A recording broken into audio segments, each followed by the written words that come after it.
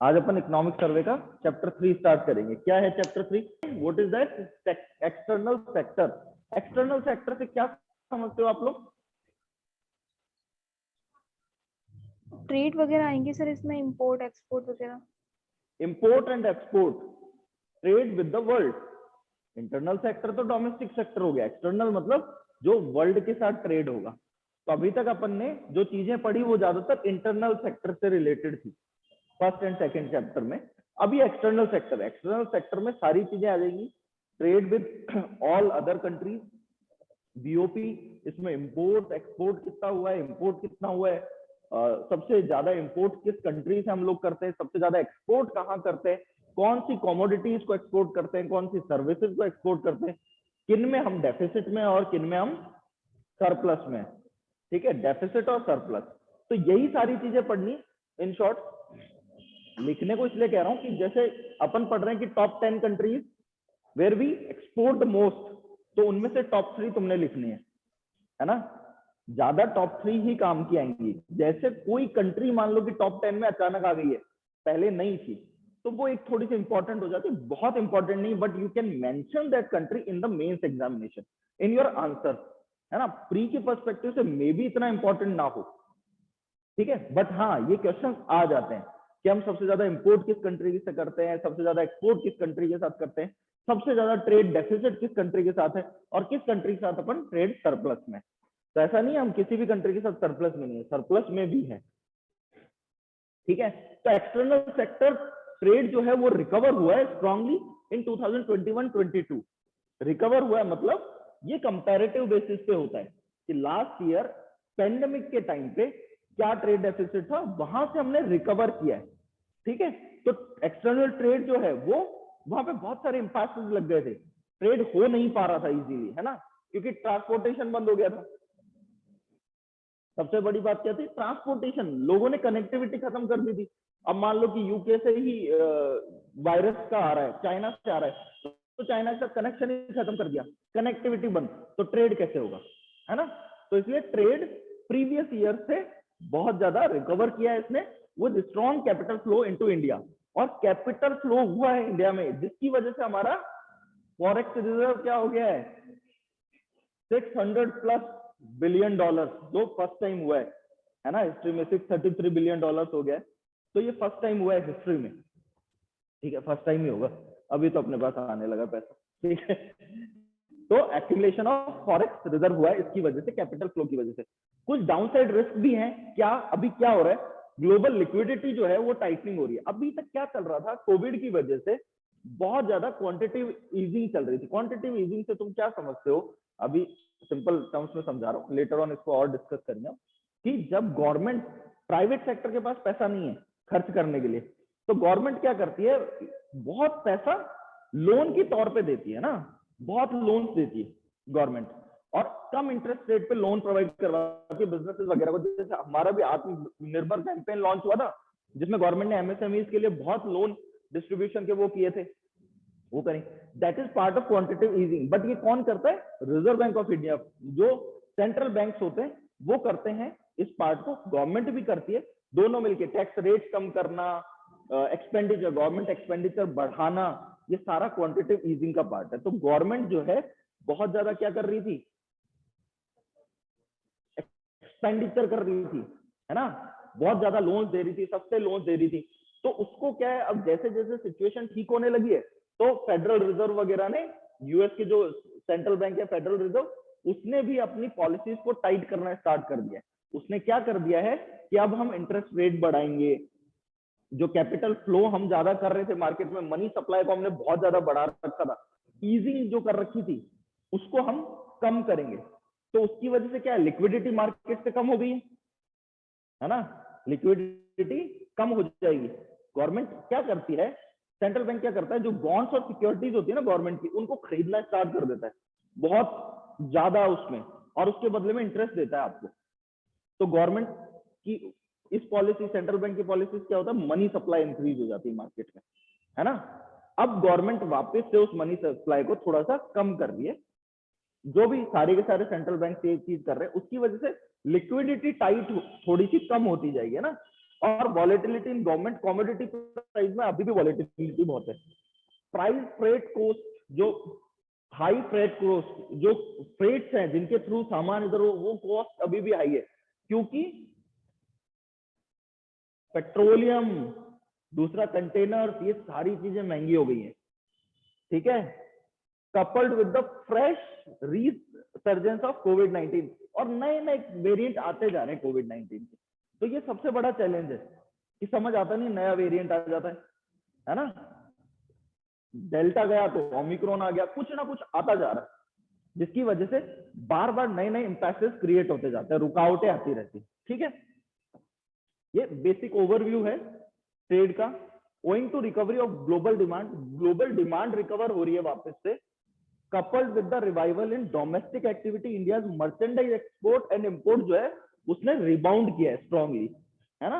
Merchandise export और import जो है अचानक अब बढ़ने लग गया वापस, क्योंकि सप्लाई, पहले क्या हो रहा था, लोग डिजिटल चीजों की तो डिमांड कर रहे थे, वो तो हो रहा था, बट हम फिजिकली तो बाहर ही नहीं जा पा रहे थे, तो डिमांड बहुत सारी चीजों की कम हो गई थी। मैक्सिमम डिमांड किसकी रही थी? कंज्यूमेबल चीजों की, जैसे जिनका कंजम्पशन करते हैं डेली बेसिस पे हम, food items, mainly food items, है ना, इन चीजों की डिमांड बहुत थी। बट जो एक्स्ट्रा एक्सपेंस करते थे लोग चीजों पे, वो कम हो गया था। ठीक है, तो सिर्फ और सिर्फ ज्यादातर क्या चले, ये Facebook, Instagram, Netflix, Amazon prime. दुनिया में किसी ने सब्सक्रिप्शन नहीं लिए होंगे ना पूरी जिंदगी, सोचता भी नहीं होगा कि सब्सक्रिप्शन लूंगा। उसने भी अमेजॉन प्राइम वगैरह के सब्सक्रिप्शन लिए, और अमेजॉन प्राइम ने अपनी रेट्स भी बढ़ाई, और अब और बढ़ाने वाला है। ठीक है, अब और बढ़ाने वाला है, अप्रोक्सीमेटली 40% अमेजॉन प्राइम अपनी रेट, सब्सक्रिप्शन की रेट बढ़ाने वाला है। तो अभी लेना हो किसी को ले लेना। ठीक है, हाँ, 1 महीने का रिचार्ज के साथ फ्री मिल जाता है, बहुत अच्छी बात है वो तो। मैं तो वैसे बता रहा हूँ, लेने की कोई जरूरत नहीं, पढ़ाई करो। नहीं आई नहीं, टाइम भी नहीं है ना। तो इन चीजों की वजह से अब जो सारी चीजों की डिमांड है कोविड के बाद में, वो सारी चीजों की डिमांड क्या वापस से रिवाइव हो रही है। ठीक है, फिर India current account balance turn into deficit of 0.2%। ठीक है, करंट अकाउंट फर्स्ट क्वार्टर में सरप्लस में चले गया था हमारा, करंट अकाउंट डेफिसिट वापस से डेफिसिट में आ गया, बट एक बार सरप्लस में भी गया था। लेटर ऑन डिटेल में सारी चीजें समझेंगे, largely led by deficit and trade account. Trade account क्या होता है ये भी डिटेल में समझेंगे। Net capital flow over higher at $65.6 billion. Capital flow जो हुआ है H1 का मतलब क्या है? First half of the year. क्यों लिखा हुआ आएगा तो क्वार्टर है उसका मतलब, H1 का मतलब first half of the year, H2 का मतलब second half of the year.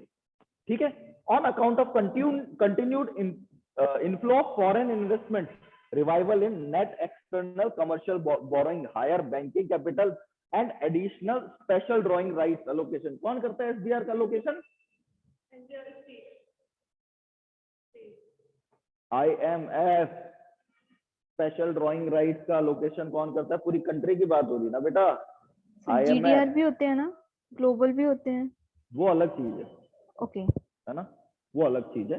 SDR India को और अलोकेट किए IMF ने, तो उसकी वजह से भी हमारे कैपिटल फ्लो हुआ है।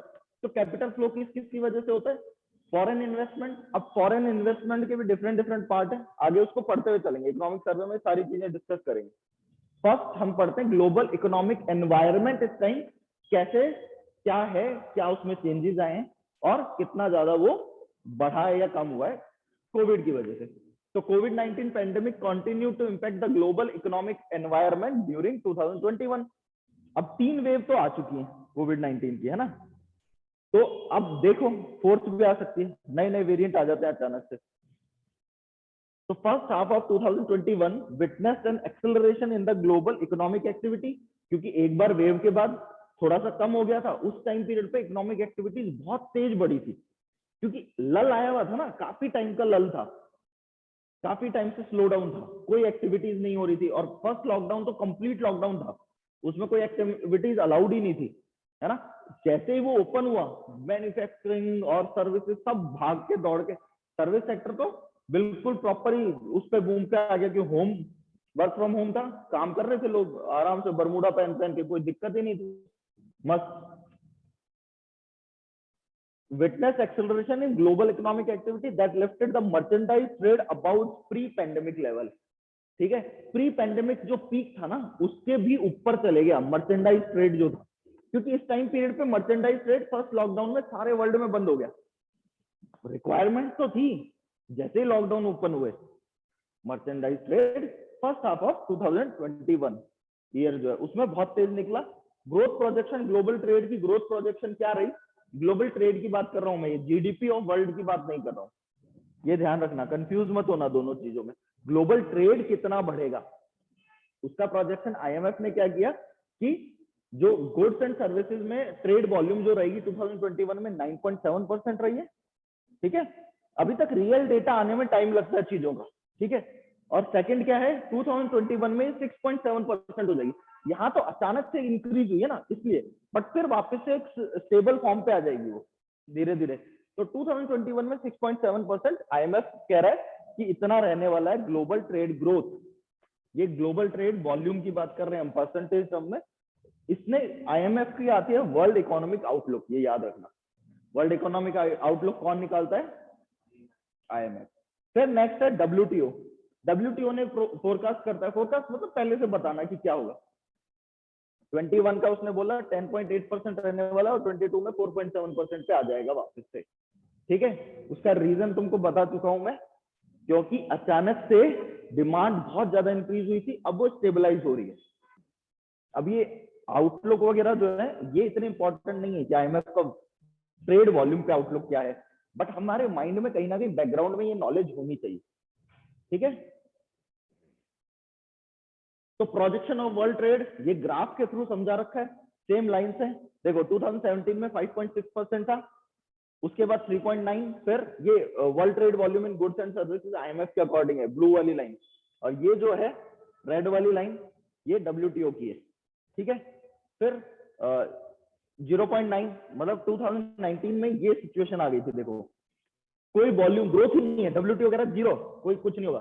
फिर नेगेटिव चली गई 2020 में -8.2, फिर अचानक से बूम आया 9.7, 10.8। अब जो है ये क्या कह रहे हैं कि अप्रोक्सीमेटली 4.7 और 6.7 रहने वाली। ठीक है, ये एक फिगर माइंड में होने चाहिए। इसके बाद development in India merchandise trade, यहां से हमारे लिए थोड़ी इंपॉर्टेंट चीजें स्टार्ट होती है। मर्चेंडाइज ट्रेड क्या होता है, फर्स्ट क्वेश्चन आता है कि मर्चेंडाइज ट्रेड होता क्या। तो मर्चेंडाइज ट्रेड क्या होता है, ट्रेड इन गुड्स, जो गुड्स में ट्रेड हो रहा है उसे बोलते हैं मर्चेंडाइज ट्रेड। तो मर्चेंडाइज ट्रेड जो है इंडिया का वो एक्सपोर्ट रिकवर हुआ strongly during 2021 and 22, April to December वाले टाइम पीरियड में the merchandise export recorded growth of 49.7% to US dollar कितने 301.4 billion, 301.4 billion dollar compare to corresponding period in last year. अब ये किससे कंपेयर हो रहा है, ध्यान रखना, same time period April to December in 2019-20। ये 49% ऐसा नहीं है कि ईयर ऑन ईयर ग्रोथ दिखा रहे हैं आपको, ये क्या है कि उसी टाइम पीरियड में लास्ट ईयर जो था वो कितनी ग्रोथ थी उससे पहले वाले में, उससे 49% इंक्रीज हुआ है। तो 2019-20 में 26.5 थी, यही exceeding the pre pandemic level. तो प्री पैंडेमिक लेवल से ऊपर ये चले गया।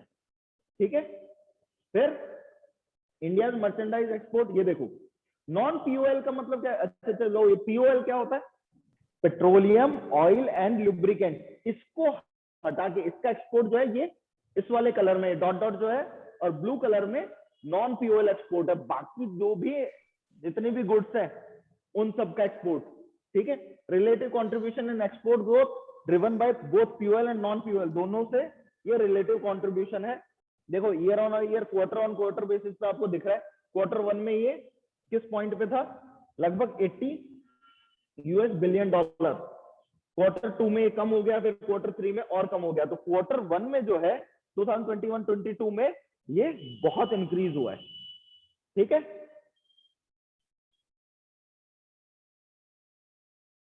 टेबल देख लेते हैं टॉप 10 एक्सपोर्ट जो कमोडिटीज होती हैं उनकी।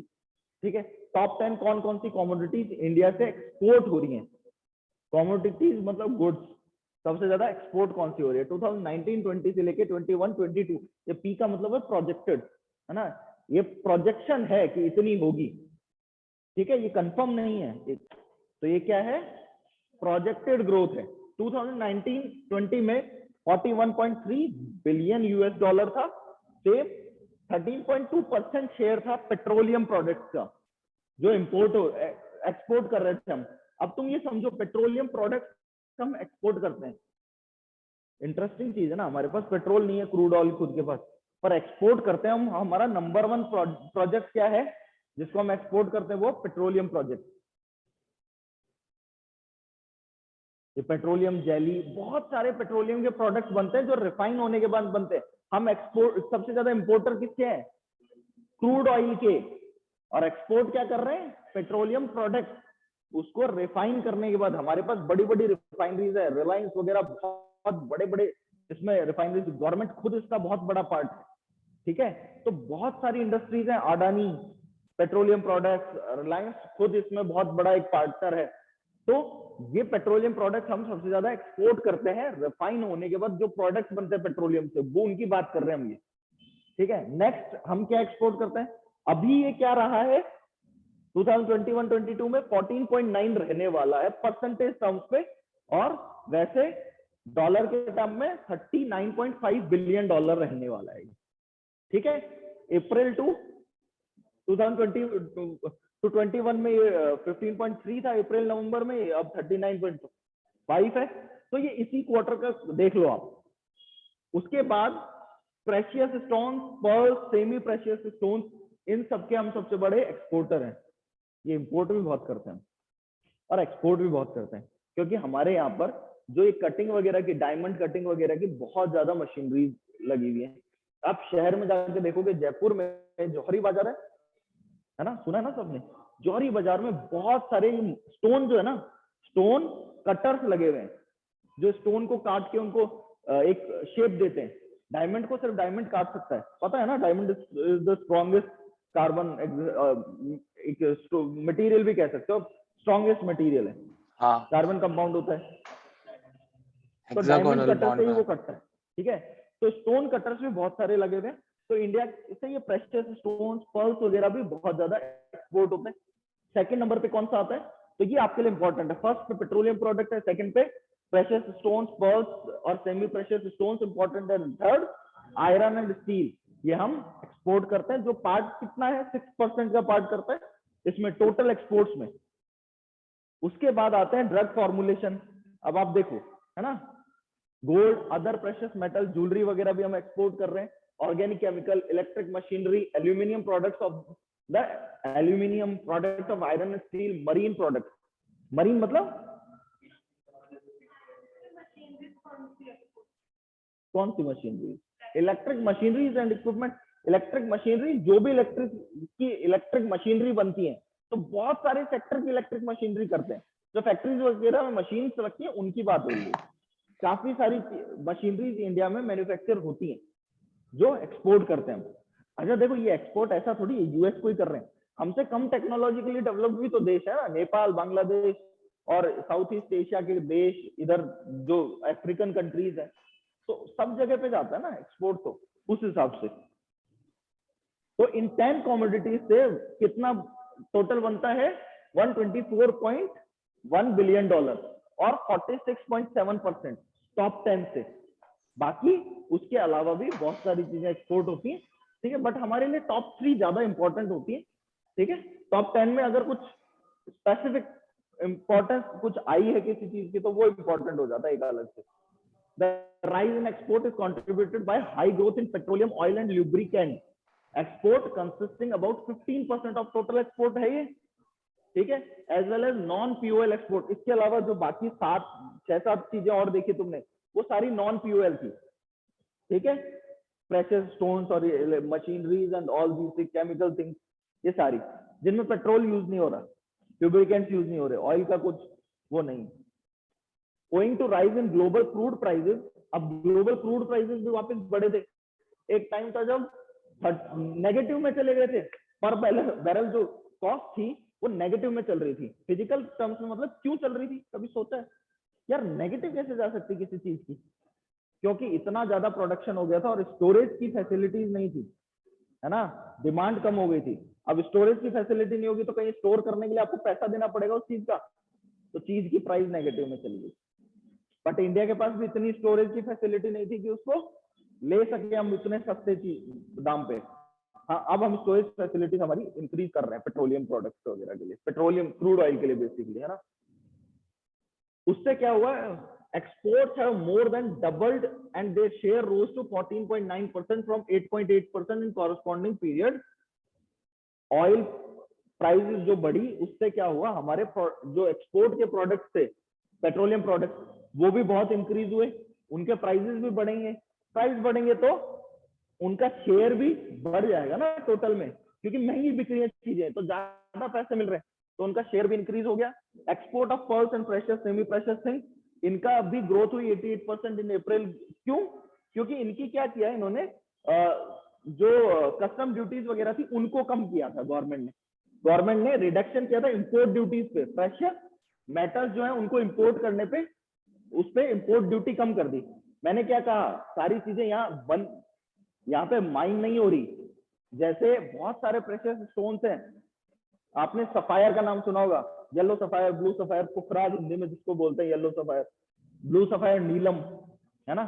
ये चीजें ज्यादातर कहाँ से आ रही हैं, या तो बर्मा से या फिर श्रीलंका से, और बहुत इनको प्योर फॉर्म माना जाता है। इंडिया आती है, इंडिया में आके रिफाइन होती है और फिर एक्सपोर्ट हो जाती है, ठीक है।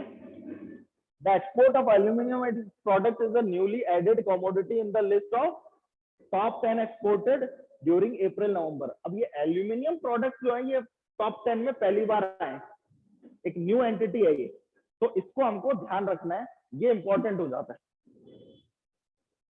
Next, agricultural export. एग्रीकल्चरल मतलब जितने भी वीट, ये सारे एग्रीकल्चर से रिलेटेड जो भी चीजें, सीरियल्स वगैरह जो भी XYZ, वो सारे एग्रीकल्चर प्रोडक्ट जो है वो एक्सपोर्ट जो है ग्रोथ हुई 17.7% इन 2020-21 में, क्योंकि फूड शॉर्टेज भी होने लग गई थी कोविड की वजह से, है ना, और उसकी वजह से एग्रीकल्चर प्रोडक्ट्स है उनकी डिमांड बढ़ने लगी, ठीक है। फिर नवंबर 2020, अप्रैल नवंबर में 25.2% हो गई, फिर ग्रोथ हुई 23%। यहां से अभी देखो कंपैरिजन कहां से हो रहा है, 2019-20 के इस पॉइंट से ग्रोथ हुई है ये 17%, ऑलरेडी 35.6 बिलियन यूएस डॉलर है ये, उससे ग्रोथ हुई है। यहाँ पे 25.2 बिलियन डॉलर यूएस डॉलर थी, जो 31 हो गई, तो ग्रोथ 23.2% दिख रही है। ये मत सोचना कि हम 23.2 से ग्रो किए, लास्ट क्वार्टर के हिसाब से है ये, है ना।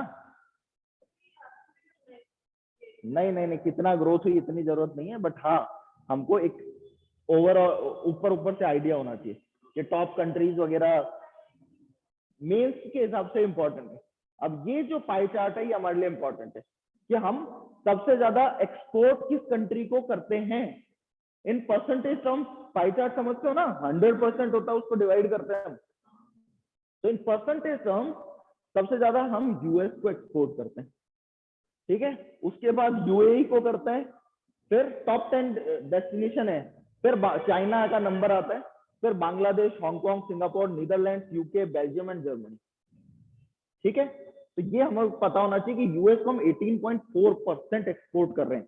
तो सबसे बड़ा एक्सपोर्ट पार्टनर कौन हो गया हमारा, जिसको हम मैक्सिमम एक्सपोर्ट करते हैं, यूएसए, ना कि चाइना। कई बार कंफ्यूज करते हैं ये।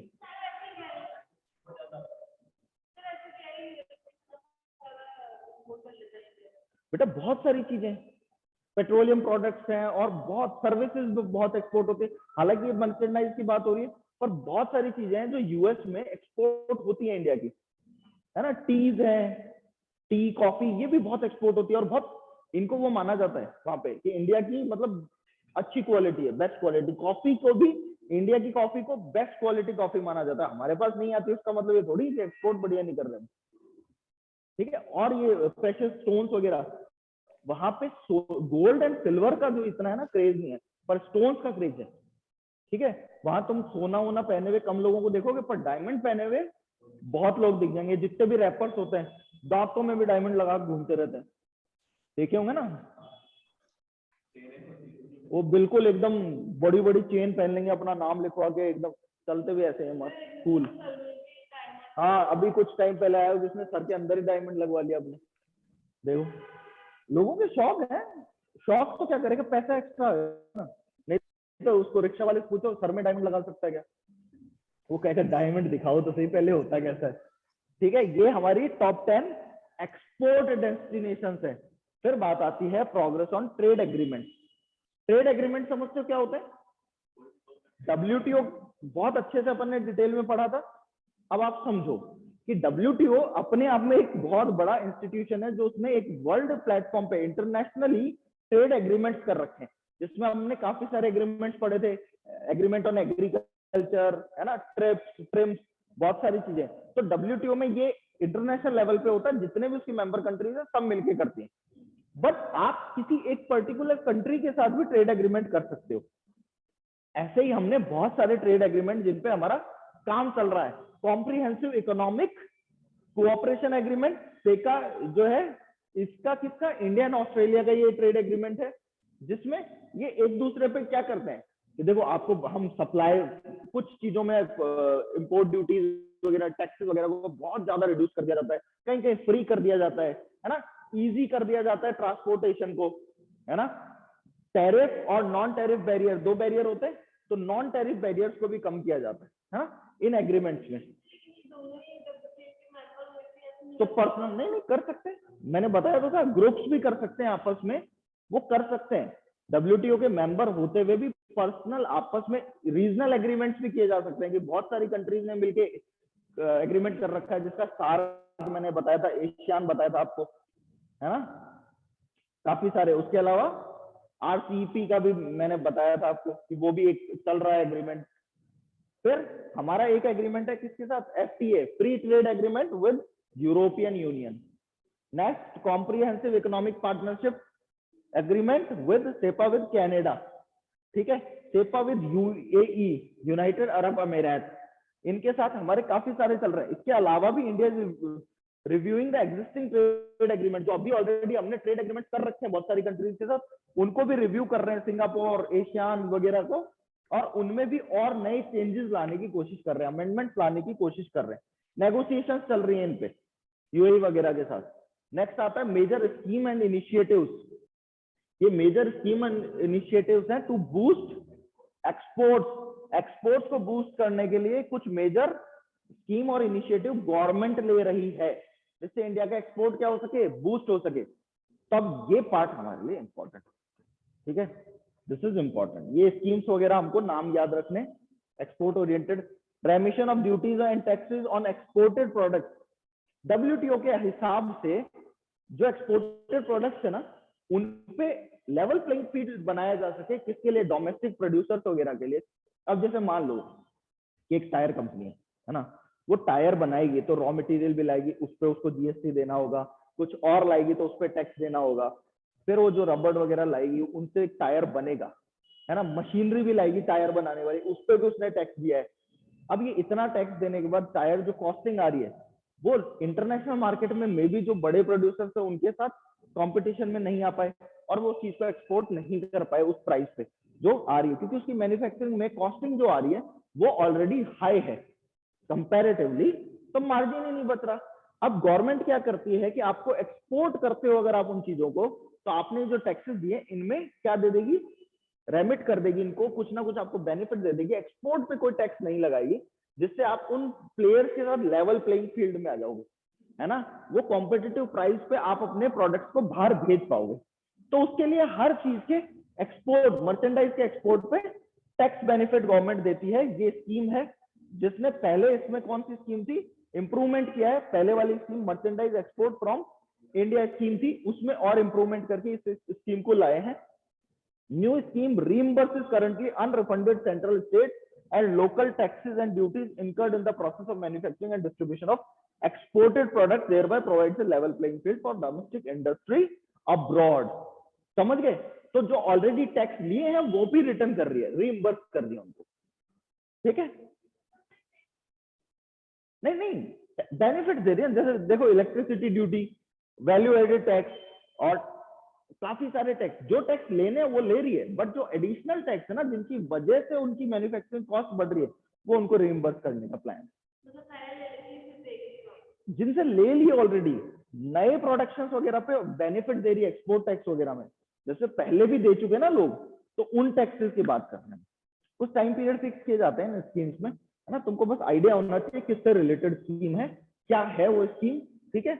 बहुत डिटेल में हम स्कीम्स में अभी इसलिए नहीं जा रहे हैं कि स्कीम्स भी अलग से पढ़ेंगे अपन, उसमें जो मोस्ट इंपॉर्टेंट स्कीम्स होंगी जिनको हमको डिटेल में डिस्कस करना वो पड़ेंगे।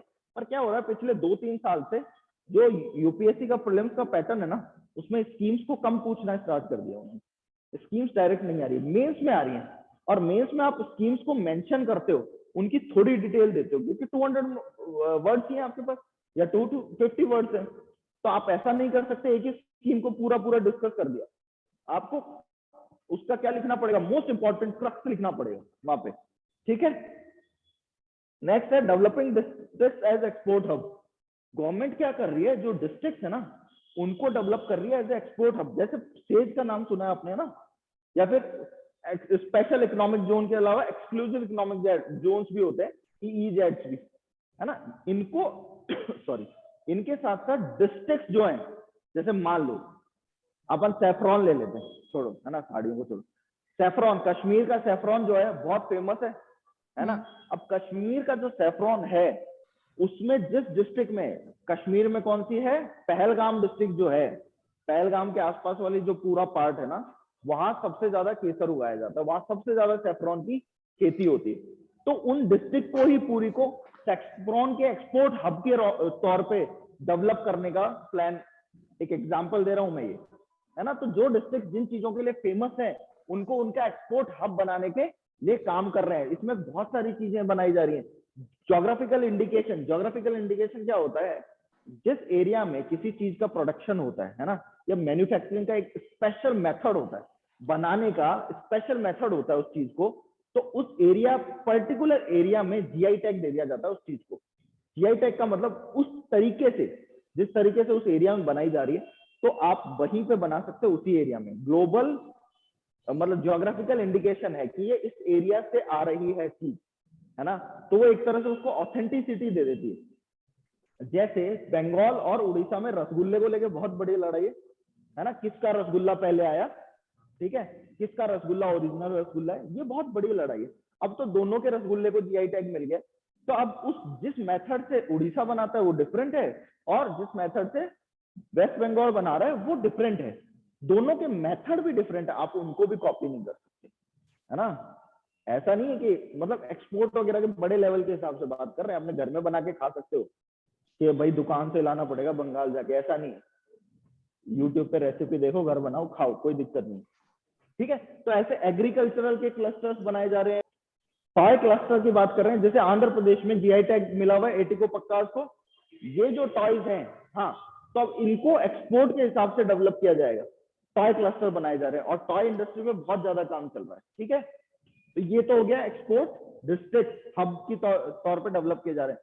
फिर electronic platform for preferential certificate of origin. क्या होता है सर्टिफिकेट ऑफ ऑरिजिन? देखो पहले क्या हो रहा था, कोविड-19 से पहले आपको फिजिकल फॉर्मेट में सर्टिफिकेट ऑफ ऑरिजिन लेना पड़ता था। सर्टिफिकेट ऑफ ऑरिजिन क्या होता है, जो भी मर्चेंडाइज एक कंट्री इश्यू करती है, जो भी मर्चेंडाइज इंडिया में ओरिजिन हुई है, उनको एक सर्टिफिकेट मिल जाता है कि इंडियन ओरिजिन की चीजें हैं। जब ये एक्सपोर्ट होती है तो वहां पे एक ऑथेंटिसिटी बनी रहती है कि हाँ इंडियन चीजें हैं, जब उनके पास सर्टिफिकेट ऑफ ओरिजिन होता है, ठीक है। तो उससे एक ऑथेंटिसिटी का एक सर्टिफिकेट है कि हाँ इंडिया में ही ओरिजिनेट हुई है ये चीज, ठीक है। पहले क्या होता था, फिजिकल फॉर्मेट में मिलता था, बट अब इसको क्या कर दिया, इलेक्ट्रॉनिक प्लेटफॉर्म बना दिया है, जहां पर आपको क्या मिलता है, क्विकली मिलता है electronic issuance to avoid physical movement, है ना। अराउंड 4 लाख COOs दे दिए गए अब तक, issued from e platform till date. Issuance of non preferential CO also started from preferential, non preferential समझते हो आप, किसी को प्रेफरेंशियल बेसिस पे जो अलग इंपॉर्टेंट चीजें हैं उनको प्रेफरेंशियल बेसिस पे मिलता है, और नॉन प्रेफरेंशियल भी होते हैं। ये हमारे लिए इंपॉर्टेंट है CEO, है ना। फिर आता है production linked scheme, PLI scheme, बार बार इसको डिस्कस कर रहे हैं अपन। क्या है इसमें, outlay of 197 lakh crore, 26 billion was announced in union budget 2021-22, उसी में अनाउंस हुई थी for the production linked initiative external sector 93 scheme for 14 की सेक्टर अब इनको डिटेल में पढ़ने की जरूरत है, इसको पीएलआई को अपन और डिटेल में भी क्लास में आपको पढ़ा रहे हैं, है ना। बट यहाँ पे हमारे लिए इंपॉर्टेंट क्यों है, क्योंकि एक्सटर्नल सेक्टर को प्रमोट करने के लिए, एक्सपोर्ट्स को प्रमोट करने के लिए स्कीम है। The scheme provide initiative to companies on incremental scale for products manufactured in domestic unit which is expected to create minimum production of over 500 billion in 5 year. ये target है इसका। Automobiles, auto companies, pharmaceutical, drugs, telecom, networking product, electronic technology product and other sector, इन सब के लिए PLI एक तरह से क्या कर रही है, प्रोडक्शन लिंक्ड इंसेंटिव। जैसे जैसे आप प्रोडक्शन बढ़ाओगे आपको इंसेंटिव बढ़ता जाएगा आपका, है ना, कि प्रोडक्शन से लिंक्ड है इंसेंटिव। अगर आपने प्रोडक्शन किया, अच्छा करोगे, तो आपका लिंक जो इंसेंटिव है वो भी बढ़ता जाएगा।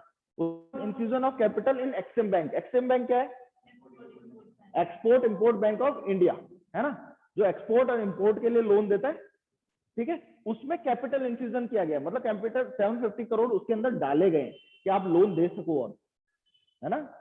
जैसे बैंक्स वगैरह में एनपीए बन जाता है तो वहां पे कैपिटल क्रंच आ जाता है, वो कैपिटल लोन के तौर पे नहीं दे पाते, उसकी वजह से क्या हो जाते हैं, कई बैंक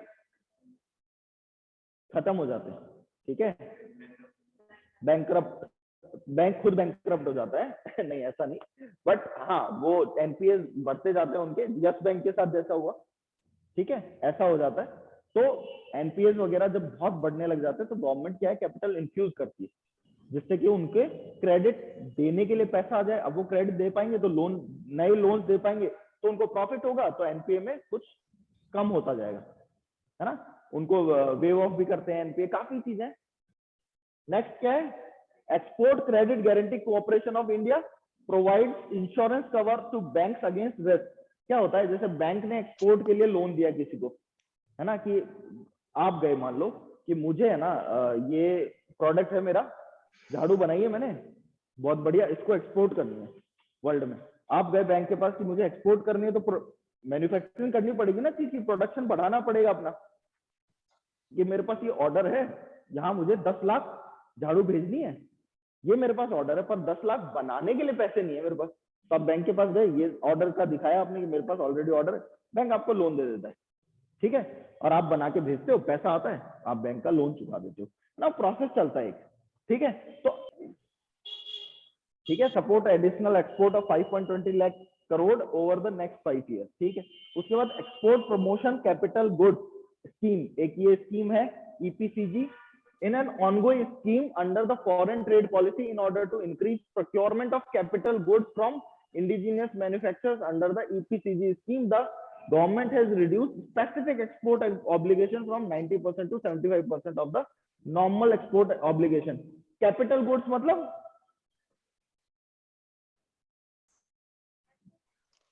एसेट क्रिएशन जिनसे होता है, बड़ी गुड्स जो होती है, मशीनरी वगैरह, वो एसेट का पार्ट हो जाती है ना, बड़ी बड़ी मशीनरीज वगैरह, उनके लिए स्कीम है, ठीक है। फिर आता है enabling an efficient logistic ecosystem to boost export. अब हमारा अगर लॉजिस्टिक जो है वो एफिशिएंट नहीं होगा तो हम एक्सपोर्ट में ज्यादा नहीं बढ़ा पाएंगे, हमारे पास बहुत सारे वो नहीं होंगे, है ना, कि मान लो रोड ट्रांसपोर्टेशन, रेलवे, उसके अलावा इनलैंड वाटर ट्रांसपोर्ट जो है वो सबसे ज्यादा कॉस्ट इफेक्टिव होता है, इनलैंड वाटर ट्रांसपोर्ट, रेलवे और रोड से भी। अब हमारे रोड्स बहुत अच्छे होंगे, है ना, बहुत अच्छा वर्क करेंगे, गड्ढे वड्ढे नहीं होंगे, तो ट्रक्स प्रॉपरली चल पाएंगे, है ना। जो गुड्स वगैरह है एक एरिया से ट्रांसपोर्ट होकर उनको कोस्टल एरिया तक या फिर एयरपोर्ट वगैरह तक तो जाना पड़ेगा ना एक्सपोर्ट के लिए। ऐसा तो नहीं है कि एक्सपोर्ट यहीं से ट्रक सीधे वहां जा रहा है मलेशिया सामान लेके, ये तो नहीं होने वाला। तो वहां तक जाने के लिए अंदर का इंफ्रास्ट्रक्चर भी हमको अच्छा करना पड़ेगा, लॉजिस्टिक सेक्टर को हमें एफिशिएंट बनाने की जरूरत है। लॉजिस्टिक का मतलब सारी चीजें आ गई इसमें, ट्रांसपोर्टेशन सेक्टर, ट्रक्स जो सामान लेके जा रहे हैं लॉजिस्टिक का पार्ट है, तुम कुरियर करवाते हो चीजें, सब लॉजिस्टिक का पार्ट है, ठीक है। ये सारी चीजें, लॉजिस्टिक का मतलब है कि एक जगह से दूसरी जगह चीजों को पहुंचाना। अब ये मीडियम कुछ भी हो सकता है, जैसे आईटी कंपनीज का भी लॉजिस्टिक होता है ना, वो क्लाउड सर्वर के थ्रू भेजते हैं तो उनका वो वाला लॉजिस्टिक का पार्ट है, ठीक है। बट मेनली हम लॉजिस्टिक की बात कर रहे हैं इसकी। लॉजिस्टिक पार्क जहां पे जैसे मान लो एग्जाम्पल के तौर पे कोस्ट है ना, वहां पे आपको सामान स्टोर करना है, तो लॉजिस्टिक वाले पार्क क्या होते हैं कि वो कोल्ड स्टोरेज की जरूरत है किसी चीज को, तो वो इन बिटवीन ऐसे एरियाज बनाए जाते हैं जहां पे आप सामान रख सको अपना, और फिर वहां से दूसरी जगह पहुंचाए जा सके। ठीक है, घूमने वाला पार्क नहीं ऐसे ट्रक वाला थक गया तो चल उतर के थोड़ा घुमाता हूँ, ये हमारा पार्क है लॉजिस्टिक पार्क, ऐसा नहीं। ठीक है, an efficient competitive and resilient logistic ecosystem is pivotal to boost export. जरूरी है, ये इंपॉर्टेंट है, सेंटर पॉइंट है ये।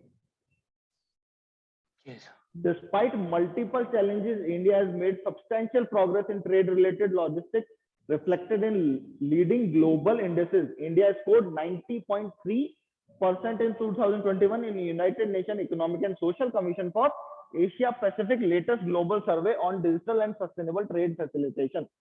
कि डिजिटल में क्या है, जितने भी ये लाइसेंसिंग वगैरह बहुत इजीली अवेलेबल हो पा रहे हैं ना, ऑनलाइन आपने अप्लाई किया और वहीं से सारी चीजें, पहले आपको हर चीज के लिए फिजिकली जाना पड़ता था ऑफिस में, वहां से लेनी पड़ती थी, तो डिजिटलाइजेशन हो रहा है। सारी ट्रेड फैसिलिटेशन, गवर्नमेंट की गवर्नेंस वाले पार्ट जो है, आपको लाइसेंस देना, आपको और कुछ भी सर्टिफिकेशन वगैरह देना, जैसे अभी अपन ने पढ़ा है सर्टिफिकेट ऑफ ओरिजिन, है ना, तो उसको इलेक्ट्रॉनिक प्लेटफॉर्म से आपको मिल रहा है। ई वे बिल्स वगैरह हैं जो, ये सब और सबके सब डिजिटल हो गए। ये सारा पार्ट जो है, इसमें इंडिया ने 90.3% इस बार किया है। किसका? United nation economic and social commission for Asia Pacific ने एक सर्वे किया था, उसमें digital and sustainable trade facilitation है, रिमार्केबल जंप है वो। पिछली बार क्या था वो 78.5% इन 2019, जो अब 90.3% इन 2021। ठीक है, the survey note that India is the best performing country when compare to south and south west Asian region. इनमें साउथ और साउथ वेस्ट एशियन रीजन में इंडिया बेस्ट परफॉर्मिंग कंट्री है, जिनमें 63.1% रहा है। एशिया पैसिफिक रीजन 65.9 रहा है, तो इंडिया 90% पे गया है। ठीक है, अच्छा जंप है। India witness consistent and significant increase in its overall trade facilitation score since 2015, जो supported by continuous improvement in each of 5 indicator. 5 indicator कौन कौन से हैं? ट्रांसपेरेंसी इंडेक्स जो है उसमें भी 100% स्कोर है 2021 में। पेपरलेस ट्रेड फॉर्मेलिटीज में गवर्नमेंट ने 96%, ये भी बहुत अच्छा इंप्रूवमेंट है। देखो, क्रॉस बॉर्डर पेपरलेस ट्रेड, वहां हमने अच्छा परफॉर्म किया है। 2021 में 67% पे आया वो। की इंडिकेटर्स हैं ये 5, जो इसको ट्रेड फैसिलिटेशन में इंप्रूवमेंट हुआ है। हमारे ट्रेड जो भी लॉजिस्टिक एफिशिएंट लॉजिस्टिक इकोसिस्टम बनाया है ना, उसको बूस्ट करने के लिए ये 5 इंडिकेटर्स पे स्कोर किया जाता है। पेपरलेस ट्रेड कि सारा का सारा डिजिटल हो रहा है, आपको पेपर ले लेके नहीं घूमना पड़ रहा। Institutional arrangements and cooperation, government कौन कौन से इंस्टीट्यूशन से कैसे अरेंज कोऑपरेट कर रही है एक्सपोर्ट्स वगैरह को, ट्रेड वगैरह को। फॉर्मेलिटीज कितनी कम हो गई है, ट्रांसपेरेंसी कितनी बढ़ गई है, कि सब सामने आपके, कहीं पे भी आपको रेड टेप का नहीं सामना करना पड़ता। रेड टेप मतलब फाइल के ऊपर फाइल, वो रेड टेप किससे बना? वो पहले एक पट्टा सा होता था ना लाल रंग का हर फाइल में, हाँ। उसकी वजह से उसको रेड टेपिज्म बोला जाता है। फाइल पे फाइल, या फिर आप ये भी कह सकते हो कि ब्यूरोक्रेटिक हर्डल्स, है ना। आपको एक लाइसेंस बनवाना होता है तो आपको 5 जगह घूमना पड़ेगा, वहां जाओ वहां जाओ वहां जाओ। अब ऐसा नहीं रहा, अब आपने ऑनलाइन अप्लाई किया, फॉर्म भरने की जरूरत नहीं है, फिर आप जाओगे टेस्ट होगे अपना और आ जाओगे। ठीक है, देश तरक्की पे। तो हाँ, ट्रेड के लिए भी ऐसे ही बहुत सारे लाइसेंस लेने होते हैं। देखो, फूड प्रोडक्ट में तो आपको फसाए का लाइसेंस लेना पड़ेगा। बहुत सारे ऐसे नॉन टैरिफ चीजों में बैरियर्स जो है उनको भी कम किया जा रहा है, जिससे आप ऑनलाइन उनके लिए अप्लाई कर सको।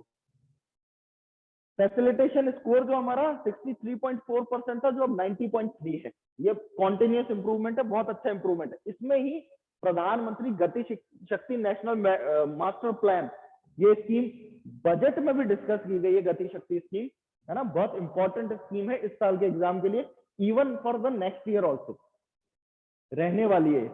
क्या किया है इसमें, अक्टूबर 2021 में, अक्टूबर में PM Gati Shakti national master plan को लॉन्च किया गया। एम क्या है, provide multi modal connectivity to various economic zones and integrate the infrastructure linkage holistically, है ना, सारे इंफ्रास्ट्रक्चर को होलिस्टिकली एक दूसरे से कनेक्ट किया जाए, इंटरकनेक्ट किया जाए।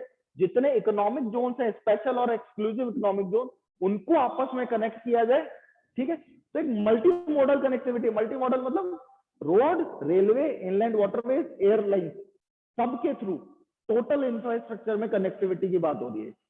ऐसा नहीं है सिर्फ एक रोड कनेक्टिविटी बना रहे, पर रोड कनेक्टिविटी के अलग बहुत सारे प्रोजेक्ट चल रहे हैं, उसके अलावा भी इनलैंड वाटरवेज के भी बहुत सारे प्रोजेक्ट चल रहे हैं। ठीक है, हाँ, और काफी सारे प्रोजेक्ट चल रहे हैं। इवन एयरपोर्ट, एयरलाइंस की भी उड़ान स्कीम वगैरह चल रही है।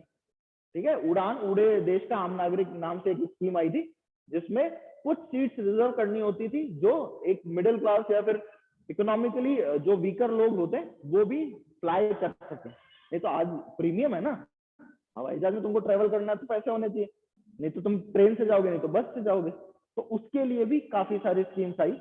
तो हॉलिस्टिकली इनका मूवमेंट जो है ट्रैक किया जा सके, और हॉलिस्टिक इंटीग्रेशन हो और डिजिटलाइजेशन हो, कि ट्रैकिंग भी हो सके, कौन सी चीज कहाँ है। आजकल होता है ना, अपन डिलीवरी के लिए कुछ भेजते हैं, वो अपन को पता होता है यहाँ पहुंच गया, यहाँ पहुंच गया, यहाँ पहुंच गया।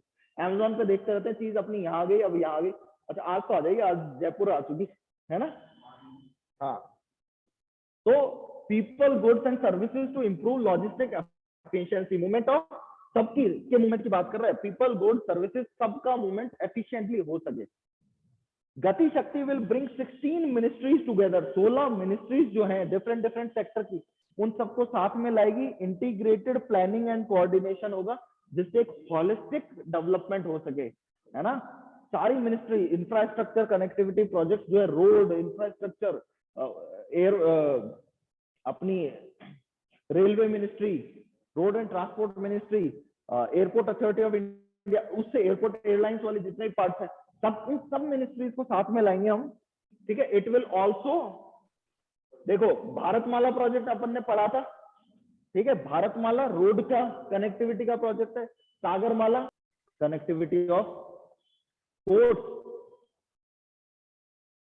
पोर्ट्स वगैरह की कनेक्टिविटी, इनलैंड वाटरवेज बन रहे हैं, उड़ान स्कीम, है ना, अभी बताया मैंने तुमको। It will also leverage technology extensively including special planning. Special मतलब ऊपर से, एक तरह से स्पेशल का मतलब होता है एरिया को पूरे को कवर करना ऊपर से। सैटेलाइट इमेजेस जो होती है ना, वो स्पेशल इमेजेस होती है पूरे एरिया की एक तरह से। ठीक है, तो इसके लिए इसरो की imaginary developed by big सैंग and Bhaskaracharya national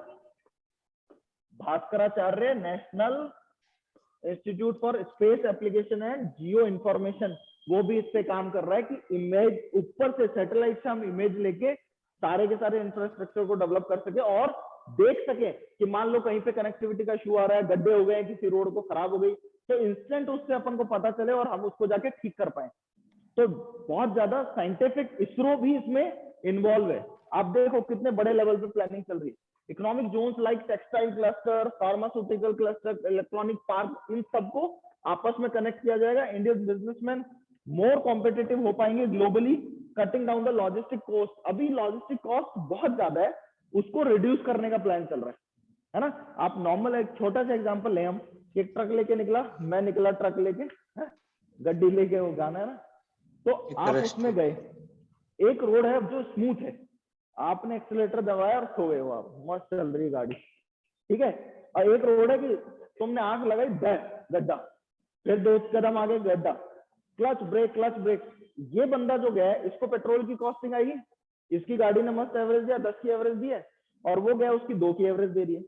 कितना ज्यादा पेट्रोल लग गया, सिर्फ और सिर्फ गड्ढों की वजह से। ठीक है, तो ये कॉस्ट जो है हर फील्ड में, अब जैसे इनलैंड वाटरवेज जो है वो कंपैरेटिवली बहुत सस्ते पड़ते हैं, है ना। 1/3 कॉस्ट आती है ट्रांसपोर्टेशन की।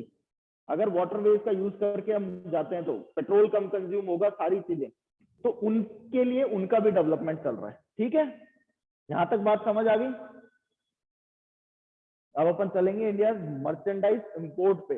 एक्सपोर्ट समझ आ गया, कैसे कैसे एक्सपोर्ट हो रहा है, कितने इनिशिएटिव हैं, कौन कौन सी स्कीम्स हैं एक्सपोर्ट को बूस्ट करने के लिए, ठीक है।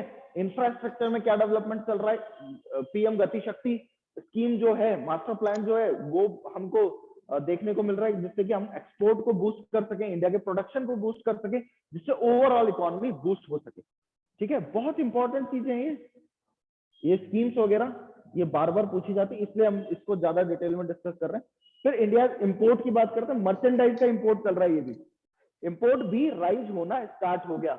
Non fuel and non gold silver import, non fuel petroleum oil and lubricant, non gold and silver, ये जो ऑरेंज वाली लाइन है ये हमारा इंपोर्ट है। इन चीजों के अलावा सिल्वर एंड गोल्ड का येलो वाली लाइन में, ठीक है, ये येलो वाला पार्ट है सिल्वर एंड गोल्ड का, और लास्ट है fuel petroleum oil and lubricant. तो इंपोर्ट भी हम बहुत ज्यादा करते हैं इनका, ठीक है। ये कंफ्यूज कर देता है कई बार, इसलिए तुम्हारा ध्यान रखना जरूरी है। अब ये समझो ये इकलौता पार्ट है पेट्रोलियम ऑयल और लुब्रिकेंट जिसका जो अप्रोक्सीमेटली 1/3 के अप्रोक्स कवर कर रहा है इंपोर्ट्स को भी इस टाइम पीरियड में, ठीक है। तो हमारा non fuel and non gold silver जो इंपोर्ट था वो देखो Q1, Q2, Q3 में कम हुआ है, ठीक है, कंपैरेटिवली, बट बीच में एक बार बहुत ज्यादा एकदम से बढ़ा था।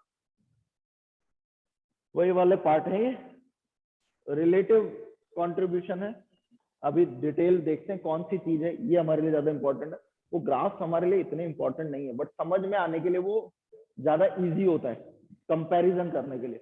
देखो पेट्रोलियम और क्रूड ऑयल हम लार्जेस्ट, हमारे इंपोर्ट में बास्केट में सबसे बड़ा पार्ट किसका है, नंबर 1 पेट्रोलियम, क्रूड पेट्रोलियम का वो 1.202 बिलियन था, 102.7 बिलियन था 2019-20 में, और अभी कितना 73.3 ऑलरेडी प्रोजेक्टेड है ये, ठीक है। अप्रैल नवंबर के क्वार्टर की बात कर रहे हैं हम। ये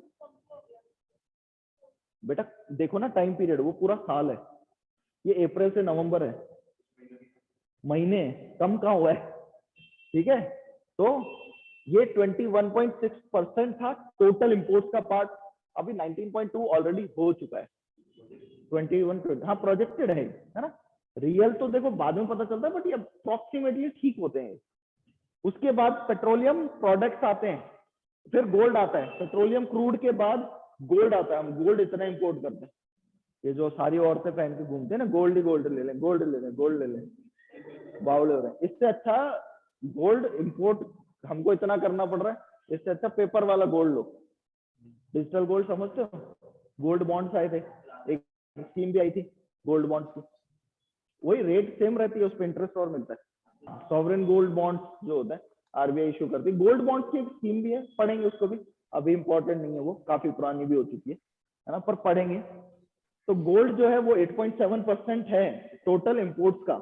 फिर आते हैं पेट्रोलियम प्रोडक्ट्स, हम प्रोडक्ट्स भी इंपोर्ट करते हैं 3rd नंबर पे। फिर 4th नंबर पे पर्ल्स, प्रेशियस स्टोन्स वगैरह 5% है टोटल का। उसके बाद coal, coke, briquettes, electric component, vegetable oil, organic chemicals, computer hardware and peripheral, plastic raw material वगैरह हम इंपोर्ट करते हैं, ठीक है। ये जो टोटल है, ये टॉप 10 कमोडिटीज जो है वो कितना पार्ट बना रही है, 59.2%। बेटा टॉप 3 याद रखने और लास्ट वाला याद रखना, रह जाए तो ठीक है। टॉप 3 तो तुमको पता होने चाहिए। अब टॉप कंट्रीज जिनसे हम इंपोर्ट करते हैं, अभी एक्सपोर्ट में यूएसए नंबर 1 था, इंपोर्ट में चाइना नंबर 1, सेकंड पे आता है यूएई। यूएई सेकंड पे कैसे आ पा रहा है, तेल है ना, क्रूड ऑयल, बेटा crude oil, petrol, petroleum crude है ना, पेट्रोल जो है क्रूड पेट्रोल, यूएई एक बहुत बड़ा पार्ट है, ठीक है। गोल्ड, गोल्ड एक बहुत बड़ा पार्ट है ना। फिर उसके बाद आता है यूएसए, फिर वही क्रूड ऑयल, सऊदी अरेबिया, ऐसे मेन ये 3-4 कंट्रीज आपको पता होनी चाहिए। साउथ कोरिया से इलेक्ट्रॉनिक्स आता है ना पूरा, सैमसंग है, सेमीकंडक्टर, इलेक्ट्रॉनिक्स में साउथ सेमीकंडक्टर्स प्रोडक्ट भी तो बूस्ट किया है। Semiconductors, mobile phone, Samsung India में साउथ कोरियन कंपनी है, सेंसुई, सेंसुई था नहीं, सेंसुई तो जापान, काफी सारी कंपनीज हैं इसकी, साउथ कोरिया बहुत अच्छा। सेमीकंडक्टर्स तो है ही, सेमीकंडक्टर्स तो है ही, उसके अलावा भी बहुत सारी चीजें हैं इलेक्ट्रॉनिक्स में, मतलब बहुत चीजें आती हैं, उसके बाद मर्चेंडाइज ट्रेड बैलेंस। अभी तक हम क्या पढ़ रहे थे, इंपोर्ट क्या हुआ है, एक्सपोर्ट क्या हुआ है। अब मर्चेंडाइज ट्रेड बैलेंस का क्या मतलब है, इंपोर्ट और एक्सपोर्ट को, इंपोर्ट और एक्सपोर्ट जो हम कर रहे हैं उसमें क्या गैप है, क्या एक्सपोर्ट ज्यादा कर रहे हैं और इंपोर्ट कम कर रहे हैं, क्या इंपोर्ट ज्यादा कर रहे हैं और एक्सपोर्ट कम कर रहे हैं, ये समझ में आना, इसको बोलते हैं बैलेंस। तो हम डेफिसिट में है, ये सरप्लस में है। अब हम डेफिसिट में हैं, हालांकि हम डेफिसिट में ही रहे हैं क्योंकि हम एक डेवलपिंग कंट्री है, और डेवलपिंग कंट्रीज में क्या होता है, हम गवर्नमेंट अपना एक्सपेंडिचर बढ़ा रही होती है कॉन्टिन्यूसली, हमारा प्रोडक्शन उतना ज्यादा डेवलप नहीं हुआ होता कि हर चीज हम यहाँ बना पाए, बहुत सारी चीजें हम इसलिए इंपोर्ट करते हैं, तो इंपोर्ट ज्यादा होगा चीजों का। और जैसे सबसे बड़ा पार्ट क्या है, क्रूड ऑयल ना, पेट्रोलियम, जो हमारे देश में बहुत कम मिलता है और एनर्जी के लिए सबसे ज्यादा इंपॉर्टेंट है, ट्रांसपोर्टेशन हर चीज के लिए, तो वो एक बहुत बड़ा पार्ट है हमारे किसका, इंपोर्ट का, जो हमें क्या कर देता है, डेफिसिट पे ले आता है। ठीक है, तो कोई ग्लोबल रिकवरी हुई, तो फर्स्ट क्वार्टर में क्या हुआ, इट जो टाइम पीरियड था अप्रैल टू दिसंबर 2021 में 142 बिलियन रहा यूएस डॉलर टोटल, है ना, compare to deficit of 61.4 billion in corresponding period last year. Last year में ये 61.4 बिलियन डॉलर था डेफिसिट में, and US dollar 125 billion in April December 2019। ठीक है, the merchandise trade deficit widened after bottoming out in quarter 1 2021 में। अब देखो, यहां से स्टार्ट करते हैं 1920 में, हमारा ट्रेड बैलेंस जो है, एक्सपोर्ट ये है और इंपोर्ट ब्लू वाली लाइन है, तो नेगेटिव में 60 है, 60 बिलियन डॉलर, अप्रोक्सीमेटली 55, फिर वो कम हो गया, फिर थोड़ा कम हुआ, क्वार्टर 1 2021 में ये काफी लगभग 20 बिलियन डॉलर के आसपास रहा, फिर बढ़ता गया, क्वार्टर 4 21 तक बढ़ा, क्वार्टर 1 21 में फिर ये ऊपर की तरफ चले गया, है ना, हम सरप्लस में आए थे एक टाइम पीरियड पे, फिर वापस कम होके अब ये क्वार्टर 3 में पॉइंट नेगेटिव थोड़ा सा, टोटल ओवरऑल है ना। तो प्री पेंडेमिक लेवल से हमारा ट्रेड बैलेंस इंक्रीज हो गया था। ठीक है, India merchandise trade balance with major countries के साथ हमारा ट्रेड बैलेंस क्या है, किस कंट्री के साथ हम सरप्लस में और किस कंट्री के साथ हम डेफिसिट में है।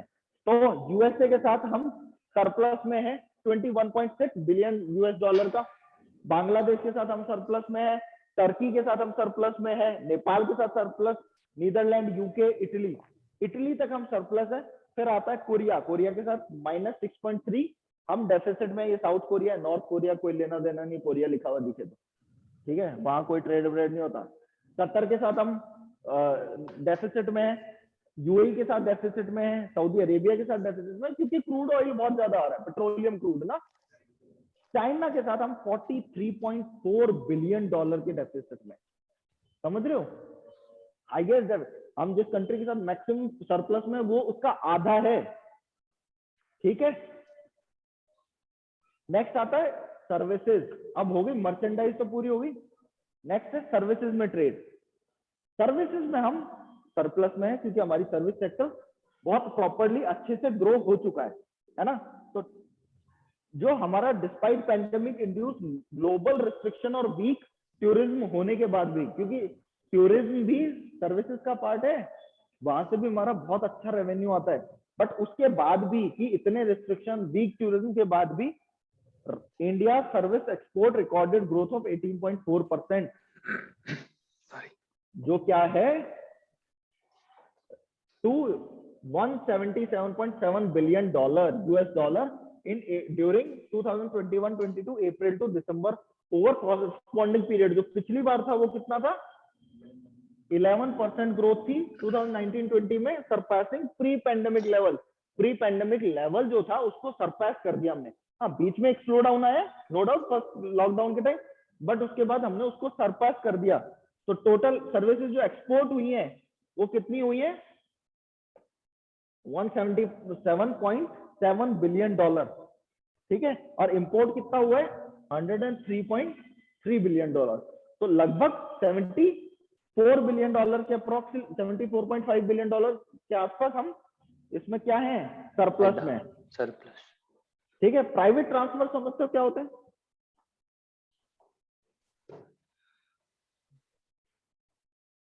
देखो, इनविजिबल्स के 3 पार्ट होते हैं, सर्विस, ट्रांसफर एंड इनकम। तो सर्विस और ट्रांसफर, सर्विस हमने पढ़ ली, अब ट्रांसफर्स बताओ क्या होते हैं। जो भी इंडियंस बाहर काम कर रहे हैं वो अपनी फैमिली के पास जो भी पैसा भेज रहे हैं, इनकम का जो भी पार्ट भेज रहे हैं, that is part of remittance. और India is the maximum remittance receiving country, world largest remittance receiving country है हम। ठीक है, हमारे पास मैक्सिमम रेमिटेंस आता है।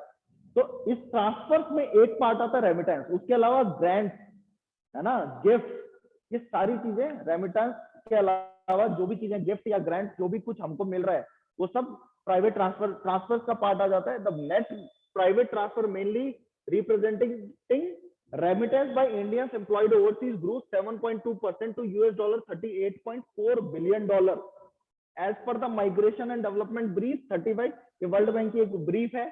India continues to be largest remittance recipient country in the world in 2021 in current $, terms. ठीक है, हैज बीन सो 2008 से अब तक हम लार्जेस्ट रेमिटेंस रिसीविंग कंट्री हैं। ठीक है, 1920 में देखो नेट रेमिटेंस थे टोटल, देखो हर क्वार्टर में 18.2 बिलियन, फिर 20.2, ऐसे करके कुछ कम हुए 2021 में, फिर वापस इंक्रीज हुए और अब भी $19.2 बिलियन के अप्रॉक्स ये है। रेमिटेंस इनफ्लो इन 2021 इंडिया में आया $87 बिलियन, ठीक है, US बिलियन। चाइना में 53, उसके बाद मैक्सिको 53, फिलीपींस में 36, इजिप्ट में 33, पाकिस्तान में भी $33 बिलियन आता है रेमिटेंस। ठीक है, कम नहीं है वो इतनी सी कंट्री है, तो $33 बिलियन कम नहीं है। इंडिया इतना बड़ा कंट्री है। जर्मनी, वियतनाम वगैरह ये टॉप 10 कंट्रीज जिनमें सबसे ज्यादा रेमिटेंस आते हैं। नेक्स्ट है इनविजिबल्स। इनविजिबल्स का मैंने आपको पार्ट बता दिया। सर्विसेज, टोटल इनविजिबल्स जो है $72.1 बिलियन पे है हमारे, ये सरप्लस है एक तरह से, मतलब टोटल बता रहा हूं मैं। 3.36 ऑन अकाउंट, ये 3.36 नंबर लिखा हुआ है। ठीक है, on account of higher net service recipient and private transfer net invisibles were higher. Net invisibles higher थे $72.1 billion in first half of financial year 2022 compare to $60 billion last year. Last year में कितने थे? 60 billion, अब 72.1 billion है। 63.7 billion in H1 of first half of 20, surpassing pre Covid level. Pre Covid level को सरपास कर दिया है इसने।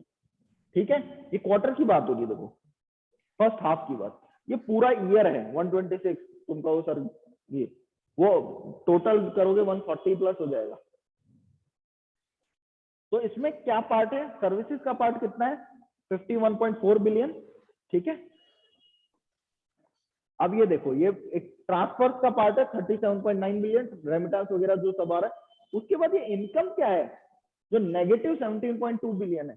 जो इंडिया से इनकम जा भी रही होगी ना, कुछ लोग यहाँ पे भी काम करते होंगे दूसरे देशों के आके, इंडिया में भी बांग्लादेश वगैरह से, नेपाल वगैरह से बहुत लोग इंडिया में काम करते हैं, है ना। इवन कुछ एमएनसीज में बाहर वाले वेस्टर्न वगैरह भी काम करते हैं, उनकी भी जो सर्विस इनकम जो है जो बाहर जा रही है, दैट इज इनकम। तो 17.2 बिलियन के अप्रॉक्स बाहर जा रहा है पैसा। ठीक है, तो वो जो इनकम है वो नेगेटिव कर दी जाती है। तो टोटल नेट हमारा इनविजिबल से कितना आ रहा है वो है वो 72.1 बिलियन। ठीक है, अब ये देख लो, ये पार्ट है, ग्राफ से समझा रखा है, वही चीज है। ये नेगेटिव में जो है इनकम जो हम भेजे बाहर जा रही है हमारे देश से, बाकी येलो वाला पार्ट सर्विसेज का है और ग्रीन वाला ट्रांसफर का है। ठीक है, समझ आ रहा होगा, यहां तक क्लियर हो रहा है। अब आता है करंट अकाउंट बैलेंस। देखो एक चीज तुमको पहले बता देता हूं मैं थोड़ी सी।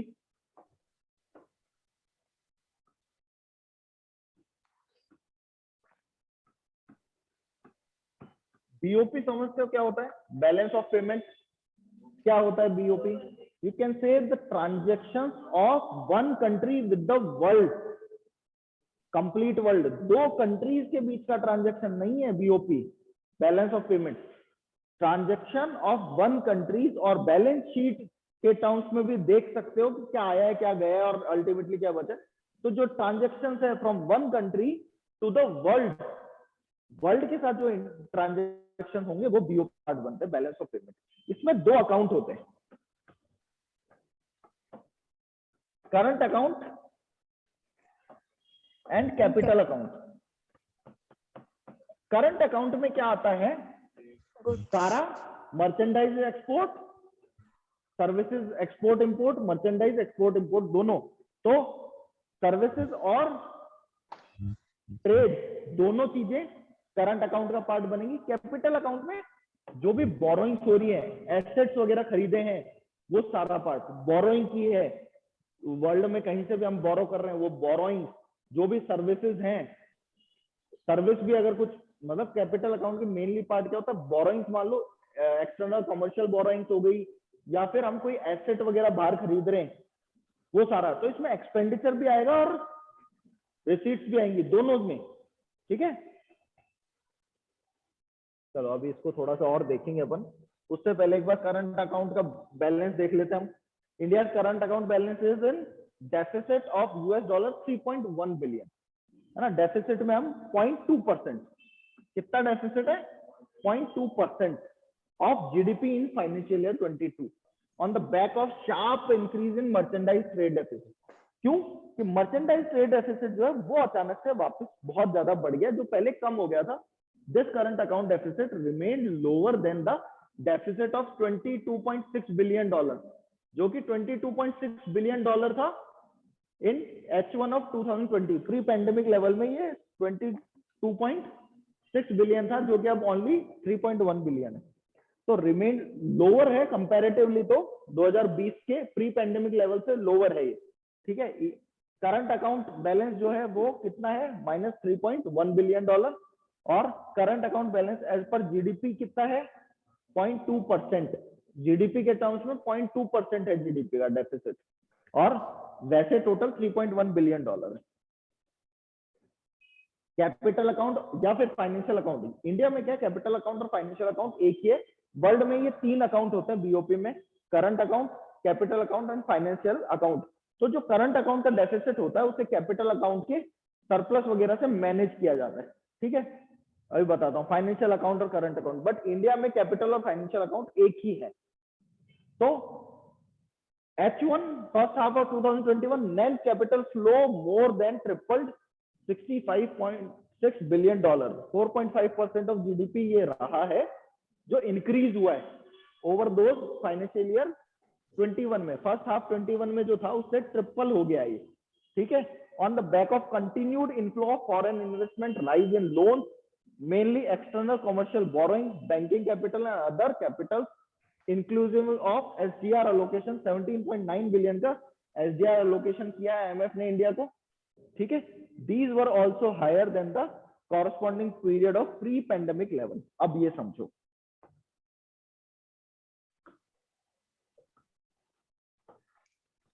देखो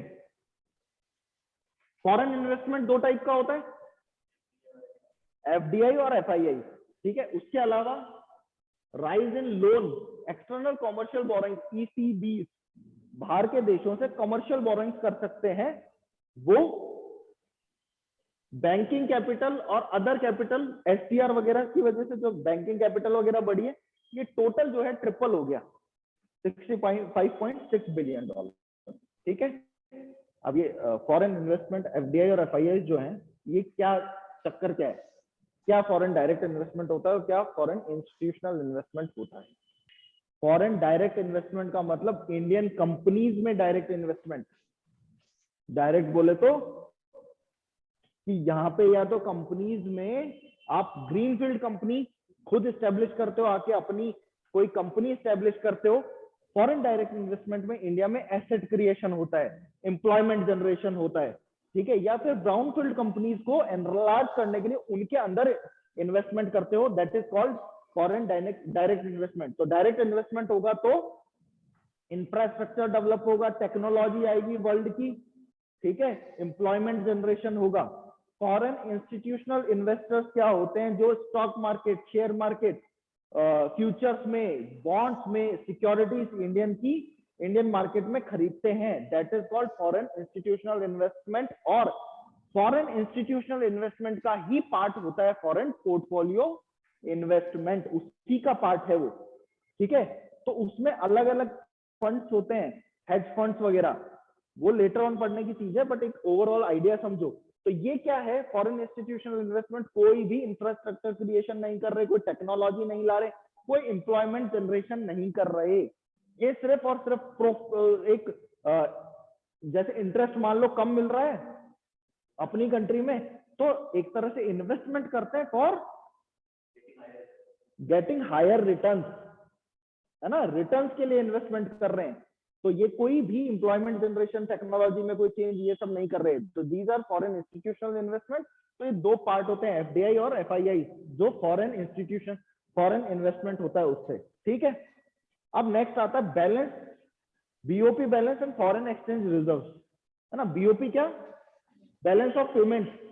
ठीक है, तो BOP surplus of US dollar 63.1 billion in HY financial year 2022. This led to an augment of foreign exchange reserve crossing the milestone of 600 billion.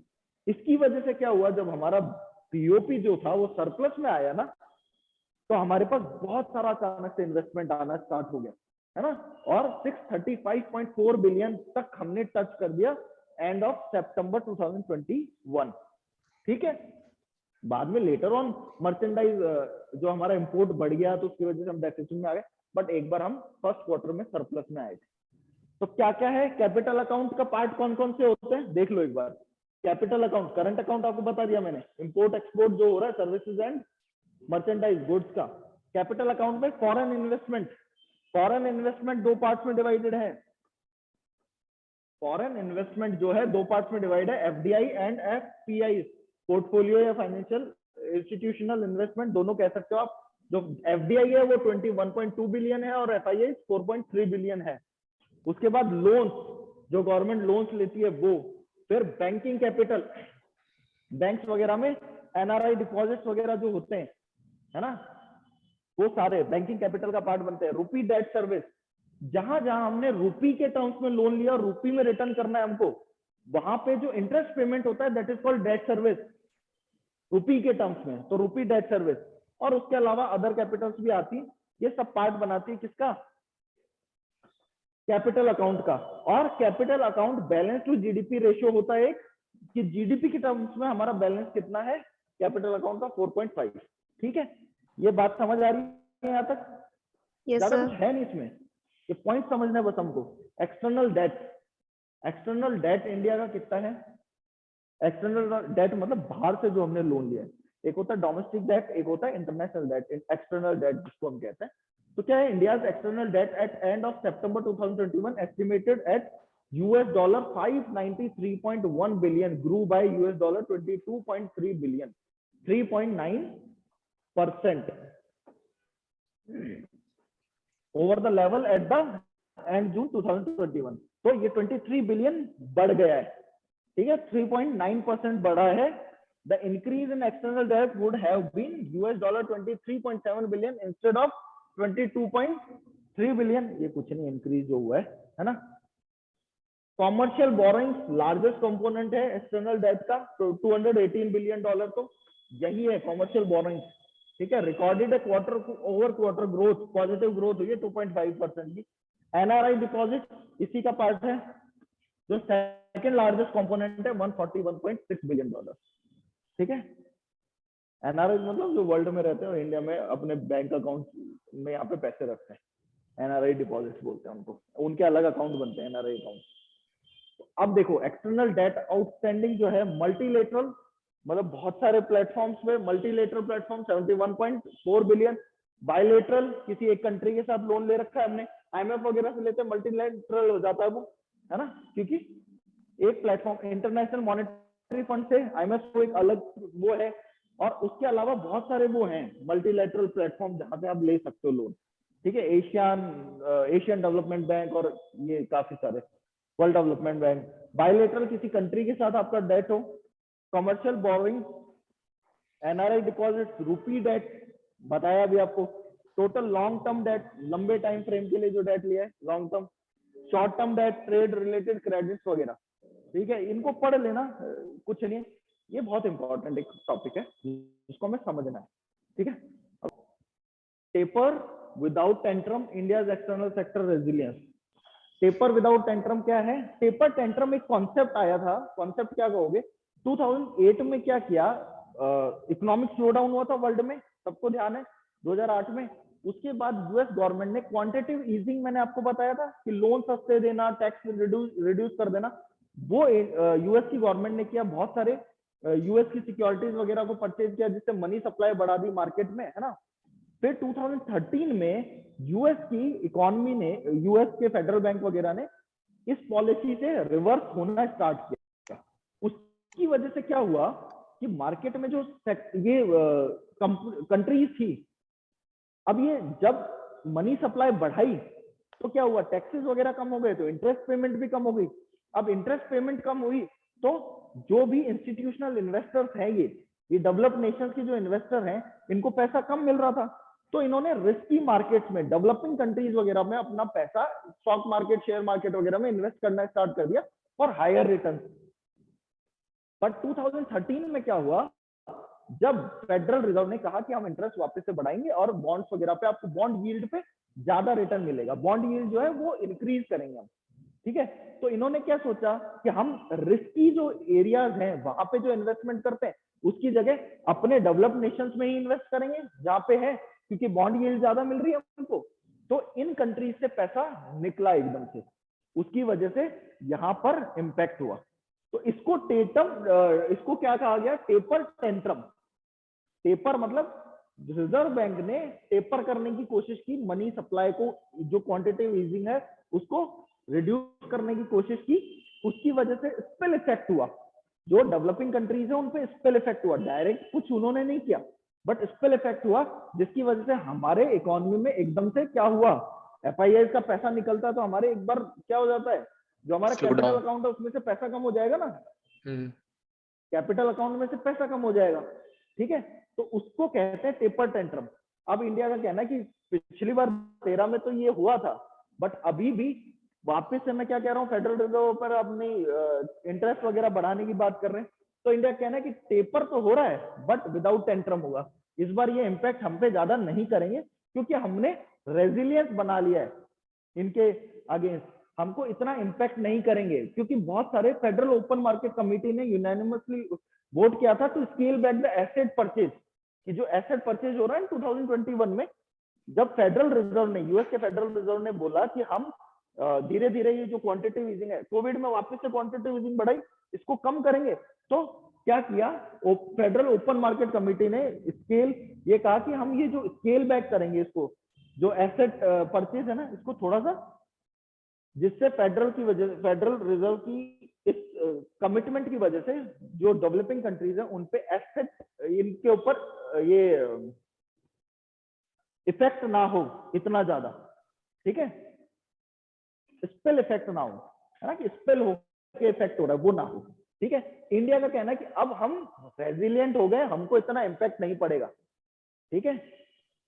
बस यही टेपर टेंट्रम, यही है कॉन्सेप्ट जिसको तुमको समझना पड़ेगा। इंडिया वल्नरेबल इंडिकेटर जो इंडिया के हैं एक्सटर्नल सेक्टर के लिए क्या है, एक्सटर्नल डेट जो है हमारा 593.1 बिलियन है, उसके अगेंस्ट में फॉरेक्स रिजर्व जो हमारा है वो है, वो 633.6 बिलियन है, मतलब उससे ज्यादा है। पर 2013 में सिचुएशन क्या थी, हमारा जो कॉमर्शियल बोरिंग थी वो 446 बिलियन डॉलर थी, पर हमारे पास फॉरेक्स 304 बिलियन ही था, है ना। तो अगर अचानक से वो पैसा निकला तो हम और डेफिसिट में आ गए, हमको प्रॉब्लम हो सकती है। अभी हमारा उससे ज्यादा है, हम कितने, external debt to GDP ratio हमारा 20.1 है, तब 23.9 था। फिर शॉर्ट टर्म डेट जो है 43% है, लॉन्ग टर्म जो डेट है हमारा, और उसके अलावा कंसेशनल डेट जो है, कंसेशनल डेट क्या होता है, जिसमें कुछ ग्रांट हो, जिसका एटलीस्ट 25%, कोई लोन अपने लिया है उसका 25%, जैसे 100 रुपए लिए तो 25 रुपए एज ए ग्रांट हो, हमको 75 वापस चुकाना है, उसको कंसेशनल ग्रांट बोलते हैं। रिजर्व टू टोटल डेट जो है 107 है, ठीक है, 593 633, तो 107% हो गया उसका, ये 112% था, 2009 में क्राइसिस के टाइम, बट 2013 में ये ओनली कितना था 68%। ठीक है, उसके बाद रिजर्व कवर इंपोर्ट कितने महीने का इंपोर्ट कवर कर रहा है हमारा रिजर्व, कि हमारे पास कुछ भी पैसा नहीं आया ना, हमारे एक्सपोर्ट हो ही नहीं, तो भी हम कितने 14 मंथ तक इंपोर्ट कर सकते हैं, इतना हमारे पास पैसा है, रिजर्व कर रखा है। डेट सर्विस रेशो वगैरह उसी का पार्ट है। नेट आईआईपी जीडीपी रेशो, ये भी जो है हमको थोड़ा सा आइडिया होना चाहिए इसके बारे में कि नेट आईआईपी और जीडीपी रेशो। नेट आईआईपी से क्या समझते हो आप? नेट आईआईपी क्या होता है? International investment position.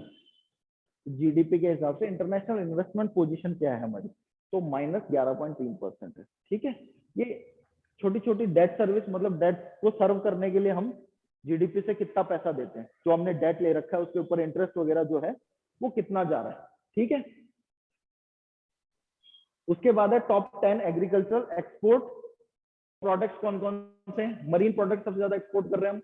उसके बाद राइस है, फिर spices, sugar, buffalo meet, rice, basmati, ठीक है, cotton, raw, wheat, castor oil, miscellaneous processed item वगैरह।